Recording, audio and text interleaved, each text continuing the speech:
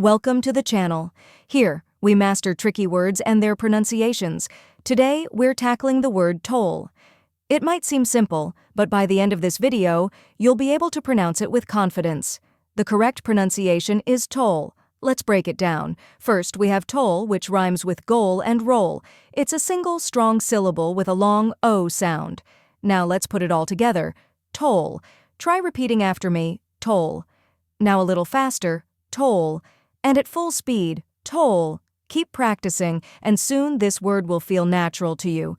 Now that you've mastered the pronunciation, let's go over the meaning.